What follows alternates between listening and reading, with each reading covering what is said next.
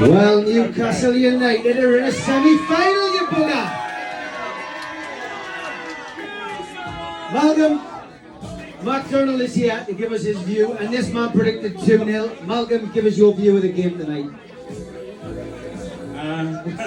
We made hard work of it in the first half, and oh dear, when you think of the 0-0 with Leeds, with Arsenal, scoreless against Sheffield Wednesday, and I thought, are we ever going to score? But when the forwards can't do it, and defenders step up to the plate, that's great, absolutely great. And Burn got his first goal, so and it was defenders that turned it for us.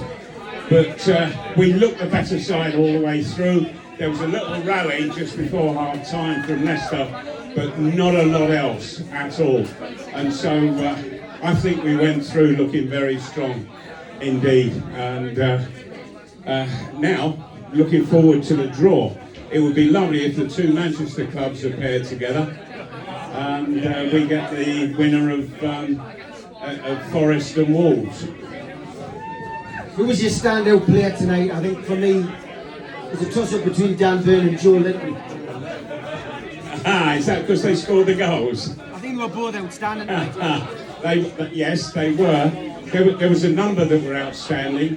Trippier, in particular, he was absolutely brilliant in his right back position, and also he can sort of go a bit unrecognised in games because of the way he goes about things. But Pope is absolutely incredible. There was one time when the ball was played through and he was actually already there, as if he was reading it without having to make a move. But yeah, there were 4 or 5 who I thought had really good games.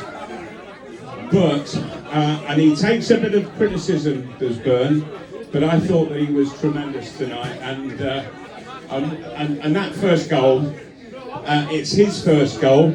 It was the first one tonight, but he took it very, very calmly indeed. Got into a great position and just finished it off. Lovely, really good stuff. So Dan Burn for me. Do you think that was part of the game plan? Because Dan Burn got through a couple of times on that left-hand side, and although, yes, we were all frustrated in that first half, they paid dividends in the second half, didn't it? I mean, frustrating at times, hit the post at the start of the second half, Longstaff missed a chance at the start of the first half. Yes, there was a couple of glaring misses. Longstaff's was one.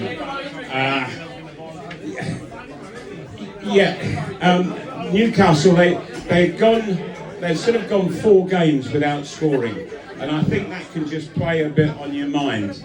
And then as soon as Dan Burn did score and put Newcastle 1-0 up, everything seemed to calm down and ease in the minds of Newcastle players, and we just got playing and knocking it around, and literally we were waiting just for the second goal to come along.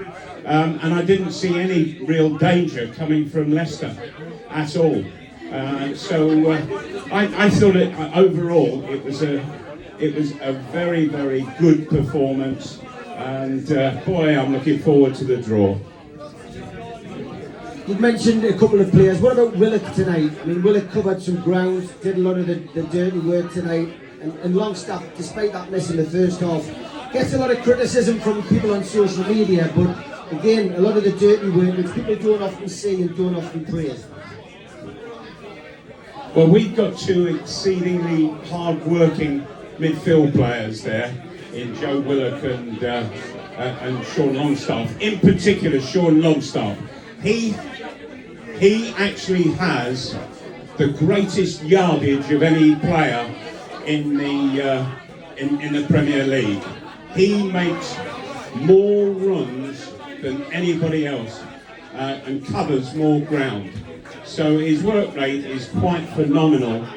And so what you're going to find is, because of that huge work rate, the ball will come to him a huge amount all over the pitch. And And so people can they can complain that he makes a few mistakes. Well, of course he will, because he's getting the ball all of the time. And it gets it far more than most other players. But Willock also, I thought he worked really hard without actually creating too much. And so, yeah, it's a very hard-working midfield, very difficult for Leicester to play against. And so, yeah, I thought generally all round it was a very satisfying performance.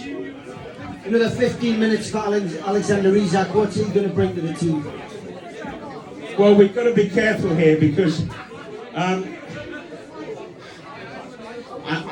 personally, I think he is much better playing off of Wilson.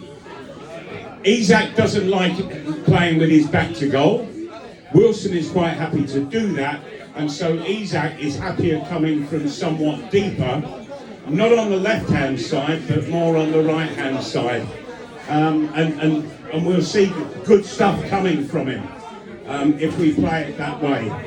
Put Isak with his back to goal and he starts to become invisible. And so he needs to play with Wilson up front. And if Wilson's not fit, Isak needs somebody else to play with, but not Wood. Not Wood at all, because Wood has not got a clue. Once again, I didn't bring Chris Wood up, you have. Just a reminder. Okay, Malcolm McDonald derby on Sunday. We're back in for that. Are you looking forward to seeing Fulham back at St James's Park, your two old clubs going head to head? I certainly am, yes. My word. It was a game that I never played in, but I was manager of Fulham for a few seasons, and we played a number of times against Newcastle. Had some great games with them, and now Fulham are back up in the Premiership. 2 years ago, they were an absolutely dreadful side, and Newcastle hammered them.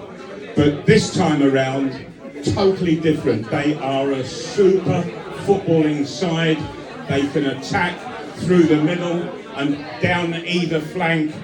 They are very, very well balanced and doing exceedingly well. So Newcastle, by heavens, they have got to be on their toes. I can see goals happening. It's good that Newcastle scored tonight. It's just got those 0-0s out their system, and now they're back on the goal trail. It's going to make for a fascinating game on Sunday.